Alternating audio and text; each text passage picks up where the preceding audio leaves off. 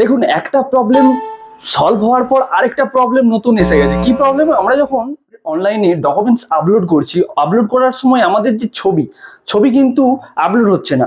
এর জন্য আমরা কি করব, এটা কনফিউশনে থাকি। অনেক সময় রেজুলেশনের জন্য এই প্রবলেমটা হয়। দেখুন, আমি আজকে প্রফেশনালি আপনাকে দেখাবো স্টেপ বাই স্টেপ। আপনি একটা অ্যাপ্লিকেশন প্লে স্টোরে পেয়ে যাবেন, ডকুমেন্ট স্ক্যানার। এই অ্যাপ্লিকেশনটা আপনি ডাউনলোড করবেন, অ্যান্ড দেন ডাউনলোড করবার পর যে কোনো ছবিকে রিসাইজ করতে পারবেন। কারণ 200 কেবির বেশি আপলোড হচ্ছে না। আপনাকে আমি দেখিয়ে দেবো 200 কেবির কমও আপনি করতে পারবেন, 200 কেবি পর্যন্ত আপনি ফটো রেডি করতে পারবেন।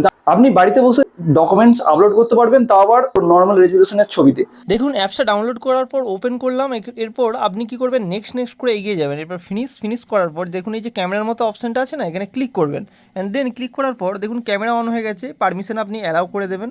অ্যালাউ করবার পর এখানে দেখুন এটা ধরুন আপনার আধার কার্ড। এক্সাম্পল হিসাবে আমি এই ছবিটা দেখাচ্ছি, এটা একটা সিম কার্ডের খাপ। আপনি এটাকে আধার কার্ড হিসাবেই ধরবেন। এরপর ছবিটা আপনার সাইজ মতো আপনি অপটিমাইজ করে নেবেন। এরপর দেখুন আমি সেভ করবার জন্য ডান দিকে একটু সাইডে সরালে দেখবেন এই যে সেভ বলে যে লেখা আছে, এর উপরে ক্লিক করবার পর দেখুন এই যে এখানে কম্প্রেস না, অলরেডি এটা কম্প্রেস হয়ে 173 কেবি আছে, মানে অলরেডি 200 কেবির কম। মানে এটা খুব ইজিলি হয়ে যাবে। তবুও আমি একটু কমিয়ে দেখাচ্ছি। যে লাইনের মতো আছে না, এটাকে একটু হাতে করে সরালেই দেখুন এই যে 48%, বা এটা একটা মিডিয়াম হয়ে গেছে 102 কেবি। আমি এটাকে এবার সেভ করবার জন্য কী করতে হবে ভালো করে দেখুন।